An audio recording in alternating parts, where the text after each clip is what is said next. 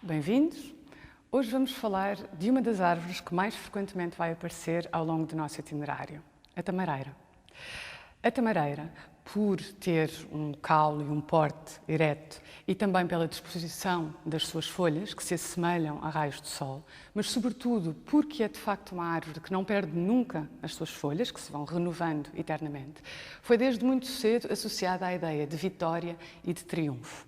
No Império Romano, por exemplo, sabemos que ela era oferecida como símbolo de vitória a imperadores ou a vencedores e acabou mesmo por tornar-se um atributo da própria divindade que personificava a vitória. Na tradição cristã, nós vamos encontrá-la citada na Bíblia, precisamente no Evangelho de São João, quando se descreve a entrada triunfante de Jesus em Jerusalém. Jesus terá entrado em Jerusalém montado num jumento, inclusivamente cumprindo uma profecia do Antigo Testamento, que assim assinalava a vinda do Messias, e terá sido recebido por uma multidão, cantando e entoando vários hinos, e que terá lançado palmas ou folhas de tamareira no seu caminho. Esta é uma iconografia que acabou por ser representada muitas vezes ao longo da Idade Média e que nos vai mostrar uma das primeiras presenças das palmas naquilo que são as referências bíblicas. Mas esta conotação da palma como símbolo de vitória vai, na verdade, adquirir uma outra dimensão ao ser associada, na tradição cristã, ao triunfo sobre a morte. É por isso que, por vezes, Cristo pode surgir representado com uma palma e é também por isso que, ou talvez como fundamento disso, que no Apocalipse se descrevem o conjunto de justos vestidos de trajes brancos e empunhando folhas de tamareira ou palmas. Mas, acima de tudo, ela vai tornar-se um atributo de santos e santas mártires, ou seja, aqueles que perderam a vida pela fé. E vai ser exatamente nessa condição que nós vamos encontrar a palma representada nesta figuração de São Vicente, atribuída a Frei Carlos, numa pintura do início de 1520, entre 1520 e 1530. O santo aparece-nos de feições jovens, de corpo inteiro, vestindo uma dalmática minuciosamente trabalhada e vai também ter na mão aquilo que são os seus atributos mais tradicionais, ou seja, a embarcação e o livro.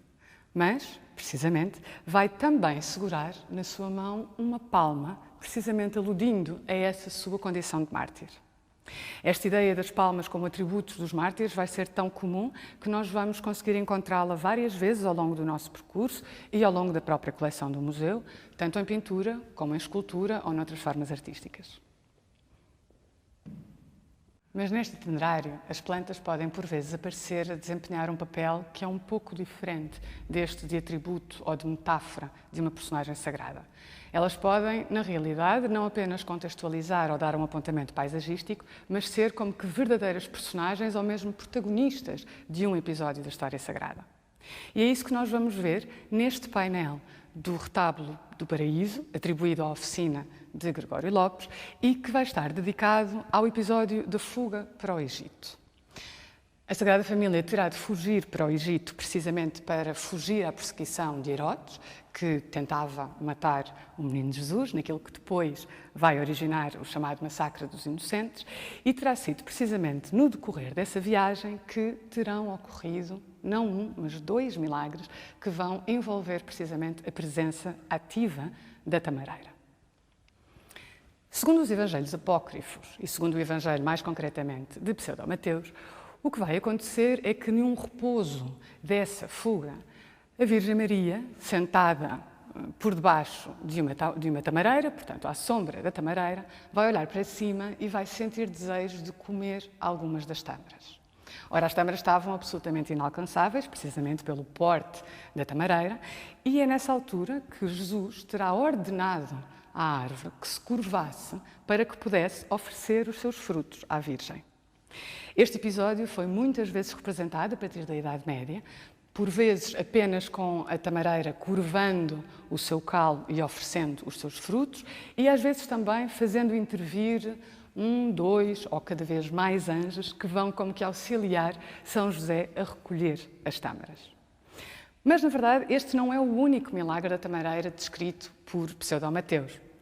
Na realidade, e num episódio que é muito mais raramente representado, Jesus terá dito também à tamareira, que esperava uma ordem sua para que pudesse voltar a erguer-se, que não só se erguesse, mas que levantasse também as suas raízes, para que delas brotassem rios de água límpida, onde a Sagrada Família poderia saciar a sua sede.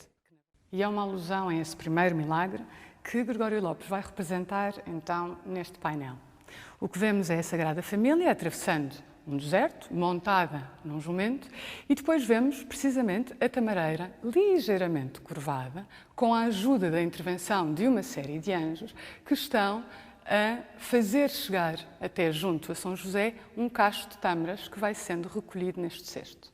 Ao mesmo tempo, vamos ver que o menino Jesus estende a mão para as tâmaras, portanto, também tentando recolhê-las de maneira a poder auxiliar toda a família. Pseudo-Mateus vai ainda falar de um seguimento desta história e que para nós pode ter bastante interesse, até por outra conotação associada à palmeira de que falámos há pouco. O menino Jesus, no dia seguinte, e agradecendo à tamareira, vai dizer que um anjo irá descer do céu para recolher uma palma. Isto para quê? Para que ela possa ser levada para o paraíso e aí ser oferecida como emblema de vitória aos santos que conseguiram conquistar esse Jardim das Delícias. Isto é interessante porque acaba por mostrar-nos como a própria tradição cristã se vai apropriar de um símbolo que já estava plenamente estabelecido, acabando de certa forma também por justificá-lo como mais um desígnio divino. Mas a tamareira vai assumir outros papéis e significados ao longo do nosso itinerário.